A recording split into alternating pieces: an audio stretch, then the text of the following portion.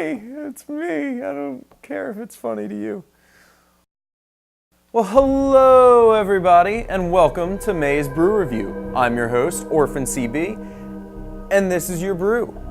It's a little black IPA or Cascadian Dark Ale, which is way more badass of a name, so that's how I'm going to refer to it from now on. Where was I? Oh yeah. It's a Cascadian Dark Ale by Tommy Knocker. It's called the HopStrike Black IPA, and it's a fantastic little creation. I'm a big fan of black IPAs. It's basically a porter plus an IPA, and then those two make a little man baby, and it's like, oh, so good. We've got a busy brew review, so let's jump right into it. Don't need that anymore, don't need that anymore. Oh, look at it pour. Look at it. Look at it. Oh, look at this beer. Oh my God, it smells like chocolate and magic. And just look at the head, look at that. It's bigger than my face. This head is bigger than my face, which I don't even know how that's possible. How is your head bigger than your face? But in this, it does it. And it's like a nice, like mocha color. Mocha colored head. Yummy. You know you all love a little mocha colored head. And it's staying there. It just keeps sticking around. I want to drink your liquid. Look at this fantastic pint. Now that is a proper pint. If you're looking at it, it looks like a stout, right? Well, that's what Cascadian Dark Ales do. They trick you. They're a little bit stouty. Even when you get a whiff of this bad boy, you're picking up like chocolatey malt notes. Really good, strong chocolatey malt notes on this this aroma here. See, this thing's a little bit of a deceiver. What it does is it opens up the door and it goes, oh, I have some chocolate and roast notes. Yes, enjoy me. I'm a porter. And you're like, you know, for a second I didn't think so, but yeah, you're tricking me. And then it hits the back of your tongue and the hop assassin is like, hi-ya! And you're like, oh, hop bitterness to round it out. Oh my God. And that's what this does. It's sweet up front and then a little bitter in the back, but not too bad. It just kind of rounds it out, and it's a nice hop profile too. It's like two experiences in one. You get the porter dark malty notes up front, and then you get this nice like little slight piney, earthy, resiny hop that just, it works so well. Oh, it's like a whole nother layer just evolves in your mouth. Yeah, something about that sounds sexual. Just grabs your taste buds and goes, enjoy me! Your tongue will never be the same again. It's like a 2-in-1 shampoo, except you're not getting ripped off. Unlike shampoo plus conditioner, where neither does the full job, this is a porter plus an IPA, where both are in there and you can taste the distinctions. I've completely forgot about reviewing this thing. I'm just going to finish drinking it. I'm done. Okay, bye. Bye, everybody. Now it's time for our segment, Ask the Brewmaster. First off, let's start out with Revive Me Fool. Nuka, we love you. Nuka asks, what's the best beer you've had with the least amount of alcohol? I'm not going to answer that with a specific beer. I'm going to answer that with a style. Wheat beers tend to have the least amount of alcohol with a great flavor to them as well. They're normally fruitier, like take a Hefeweizen for example. You get banana and clovey notes, and most of those weigh in around 4.5%, 5%. The same with like a Belgian white. You'll get nice orange and coriander notes, and that will weigh in around 4.5% to 5%. The lowest amount of alcohol normally comes with like a light beer. Just pay attention. Most of the ABVs are printed on the label. If it sounds good, low ABV, go for it, sweetheart. Nuka's also got another question. What was your first brew? My first brew was like everybody's first brew. It's something you saw advertised, it was on special, you were at the bar and you were underage. Yeah. You got whatever you could come by. Something yellow that remotely tastes like horse urine. Then I took a trip down to Williamsburg and on a whim, decided to pick up. I actually still have the original bottle. Give me a second here. Give me a second. Where is it? It's around here somewhere. I keep them all displayed on my wall. Star Hill's Jomo Lager was my very, very first craft brew.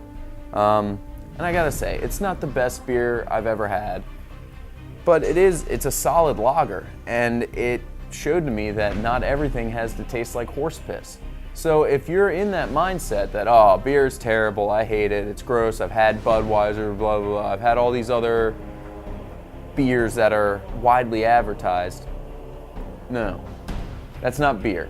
So yeah, this is my first brew, and maybe you can make yourself have a likewise story. Next up, Mutant Panda has a question for me. If today was your last day, what would be the last beer that you drank? That is such a ridiculously hard question. I gotta think on this one for a while. You know, I thought I had an answer for this. I had planned out an answer, I'd written it down, but now that I think about it, like at first I thought, oh, I'd go with the Jomo Lager I just mentioned. You know, first, last, it'd be very full circle. It'd be very full circle, that's the word I'm thinking of. But now that I think about it, I think I'd go with an Abita Turbo Dog. That, while the Jomo Lager was the first craft beer I ever had, the Turbo Dog was the first beer that I truly, truly loved and started spreading the word about and really took the time to notice the different flavors of. And it's still like, has such a special place in my heart as the like door opener to what I am now. So yeah, I think it'd be an Abita Turbo Dog, which oddly enough was the very first Founders Brew. I wonder why. Maybe it's because I like it a whole bunch. If I knew it was the last day, by the time I got to the Turbo Dog, I probably wouldn't be able to taste it, because if it's gonna be the last day, I'm gonna sample some brews. Next up, we have Karma Cop, all the way from Canada. That's right, Canada. I renamed it because that sounds cooler. Karma asks, what are your 3 favorite Canadian brews? And he wants me to break them down podium style. Well, Karma, I'm sorry to say I've only really had one Canadian brew. However, it was one of the best beers I've ever had. That one was January's brew of the month, La Fin du Monde, a Belgian triple. If you missed the brew review, it's fantastic, nice spicy notes, really, really good, really strong. If Canada can produce something like that, I got no doubt that they got some good brews. I just haven't gotten a chance to get around to it. Maybe you should send me some, Karma, for free, for sampling purposes, for free. He also asked, do I think the beaver is an appropriate mascot for Canada? The beaver is an appropriate mascot because you all like to have a mouthful of wood. I can't stop saying these things. No, the beaver's not an appropriate mascot for Canada. All it's giving me is ideas of dirty things to say. Stick with the maple leaf. The only thing that does is blows. Ha, get it in the wind on a tree, and see, that's a weak joke. That's not nearly as good as the other beaver jokes I had. This one's not safe for my parents to watch. Doing you proud, Ma! Last but not least, Bumblebee Tuna. Nick, our founder, asks, what kind of training or workout do you do to get your chin so chiseled? Well, I don't really do a workout, and I don't really do a training. It's a pretty painful process.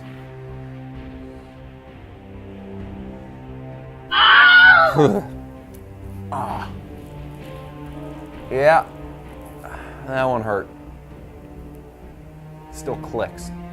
You can't hear it though. So that's all we had for Ask the Brewmaster. That went well. I'm happy with this segment. Look at that applause. Cheer, everybody, yay! So as you can see, we had a great turnout for it, but I need your questions in order to make this Ask the Brewmaster thing work. I mean, I could make up all the questions, but that's boring. So, make up the questions for me. So hit me up on Twitter with your questions for next month's Ask the Brewmaster. I want to thank everybody who joined us for Overrun for Paws. It was a great charity. We raised, I think, around $900, if my numbers are correct. Hope you feel good about yourselves if you donated and played with us. If you played with us and didn't donate, I hope you feel okay about yourself. And if you didn't do either, I hope you feel like dirt. Yeah. Get out of here if you didn't donate. If you didn't donate to Overroom for Paws, get out of here. Shoo. Well, everyone, it seems like it's last call on this brew review. Make sure you tip your waitress. Take care of your bartender. Have a good night. I'm Orphan CB. Stay buzzed, y'all.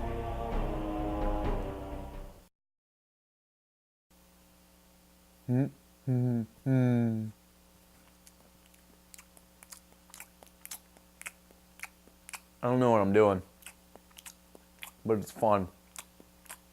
I'm a cow. It just goes down so smooth. Like your mom.